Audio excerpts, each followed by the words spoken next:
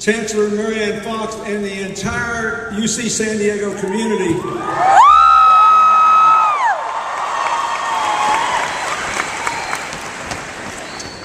This is the first time we have met in California, and we chose UC San Diego because of its ongoing, consistent commitment to community service. And I thank all of you who are here today.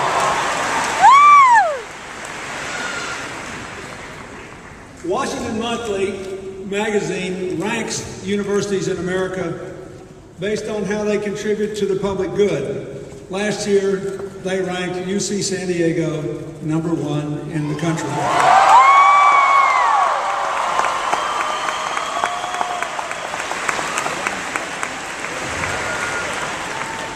I also ask you to join me in acknowledging our sponsors who helped to make this week possible and affordable for you and for us. The Dell Social Innovation Competition, Joan and Irwin Jacobs, Laureate Education, Life Technologies, Andy Nahas and the Prospect Fund, Qualcomm Incorporated, and U.S. Global Investors. Thank you to all of you very much.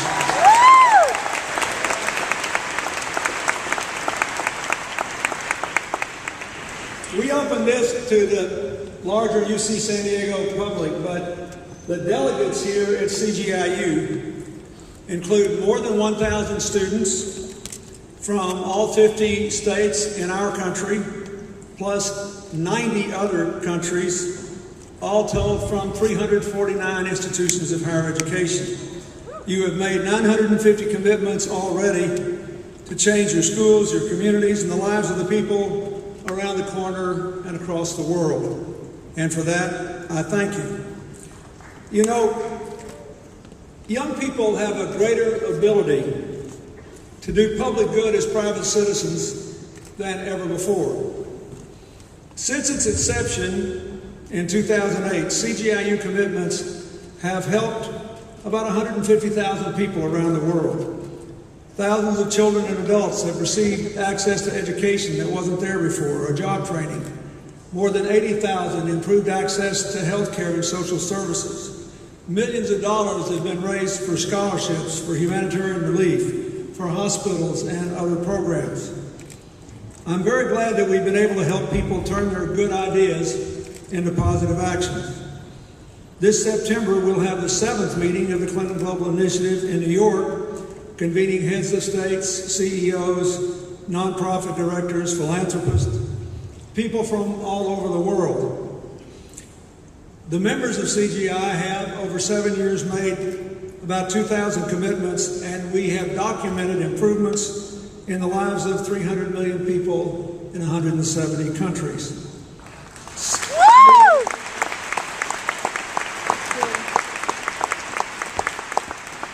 Both CGI and the CGIU are global networks of people who want to use the resources they have, beginning with the ideas and energy of youth, to make a real difference. And you have something our often much wealthier annual meeting members don't have. When I was in politics for quite a long while, I loved every day of it, but most debates were dominated by 2 questions. What are you going to do, and how much money are you going to spend on it? Right? I mean, look at the debate in Washington on this budget. Should we have raised taxes on millionaires and invested more in education and technology, or should we just cut more? Or if it's a controversial issue, the question was always, well, are you for it or against it? Nobody said, well, why are you for it? Or if you're against it, what's your alternative?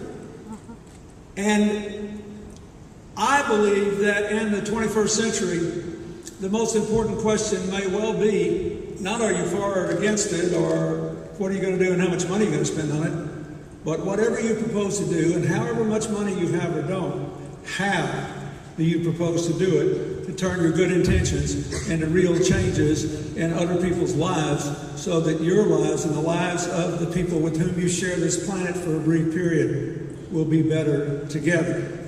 The how question.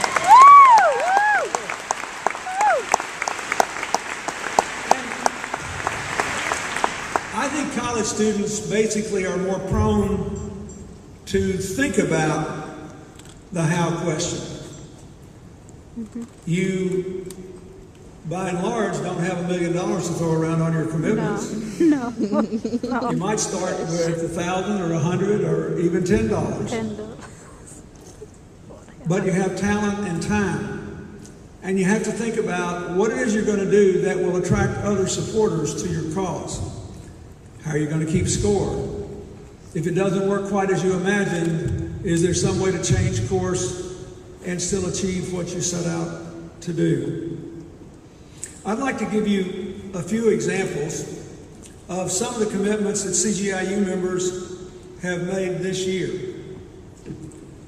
Merlin Lee of the University of Nevada is connecting Native American undergraduates with professional mentors. A big deal. On the whole, the Native Americans who live on tribal lands without gambling still have the lowest per capita income of any ethnic group in America, and they need this education. Matt Severson from Brown built a website called the School Fund. It lets anybody, anywhere, who logs onto the website pay all or a portion of school fees for individual students in Tanzania, Kenya, or Haiti. One of the cruel ironies of the world in which we live is that in America, if you're a working person with modest incomes, or if your family's on welfare, you at least have access to free public education. In countries that are so poor they have no revenue systems, the poorest people have to pay even to go to the public schools. In Haiti, fewer than half the kids are enrolled in school, fewer than half of them in free schools. The others have to pay tuition. And you see this throughout Africa and many countries in Southeast Asia and elsewhere. This is a great idea. Charlotte Crone from North Carolina Central University has found an interesting way, an immensely practical way, to try to empower people to reverse America's current #1 public health problem, childhood obesity. She is providing children with weekly meal plans, food stamp compliant grocery lists, and recipes that can feed an entire family of 4 for a whole week for $50 in a nutritious way. Wow. Max Silver from right here at UC San Diego. I'm a student. Now, I think I this is should one of go those for those projects that meals will probably too. be copied after you leave here elsewhere, which is the whole point of this, by the way. This is supposed to be a laboratory of democracy. In much the way states were considered laboratories of democracy by the Founding Fathers, networks of cooperating young people should be considered the laboratories of 21st century democracy. Think of the young people in Egypt talking to the young people in Tunisia and how they reached out to the young people in Belgrade, in Serbia, who helped to topple Mr. Milosevic. They created a laboratory of democracy. Correct. Anyway, here's what Max Silver's going to do. He's come up with creative ways to educate his fellow students about changes in the federal education tax credit, and I might add the student loan law, because if there's one thing I learned as president and before as a governor, just because you changed the law doesn't mean anybody knows you did it, understands how it works, knows how to access the benefits of it, or will do a thing, unless somebody basically puts it in language they can understand and creates a user-friendly system. Mac's goal is to save the students just here at this one university $2.5 million a year. If we did that on a pro rata basis at every institution of higher education in America, the dropout rate from college would plummet precipitously. So I thank you for that.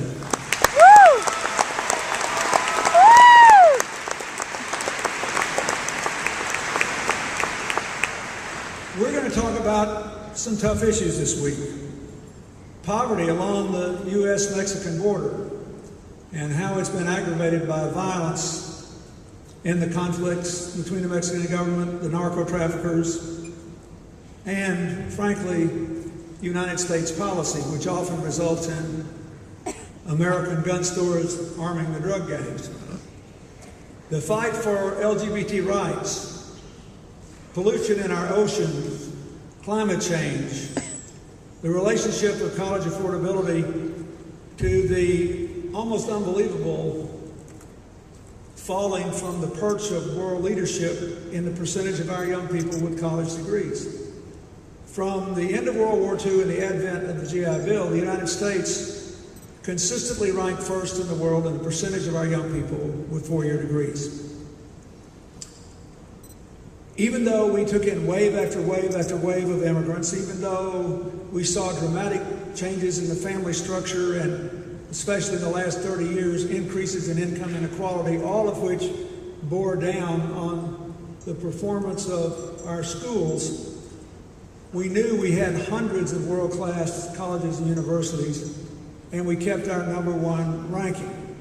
Now it's estimated that by 2050, 2/3 of the new jobs will require some form of post-high school education, and virtually 100% of the new jobs will be created by people who have a college education.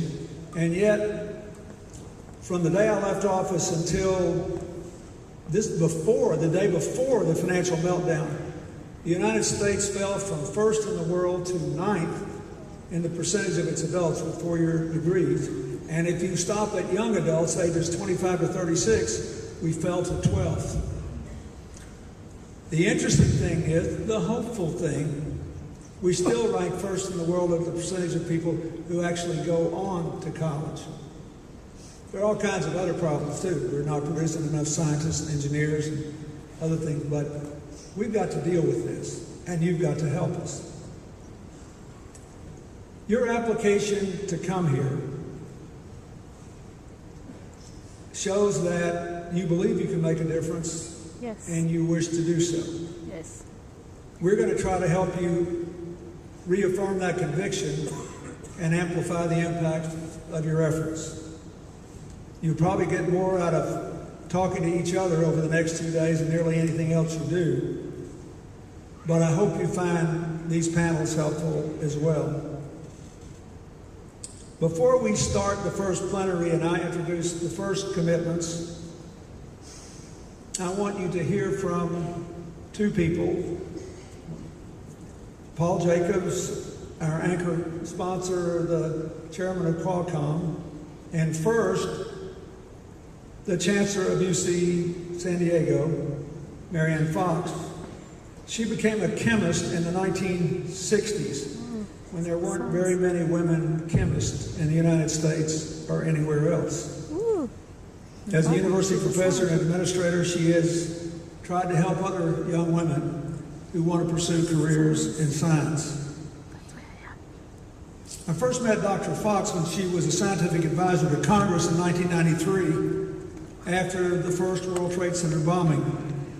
Last fall, she was awarded the National Medal of Science, the highest commendation a scientist can receive within the United States.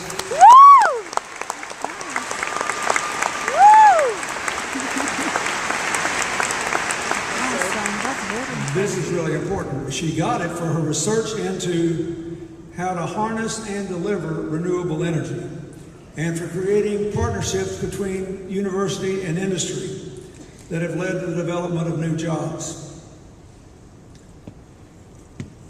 In June, we're going to have our first CGI meeting in Chicago devoted exclusively to trying to create jobs within the United States. My own conviction is the simplest, most obvious way is to change the way we produce and consume energy. But the Chancellor knows a lot more about it than I do. So please welcome.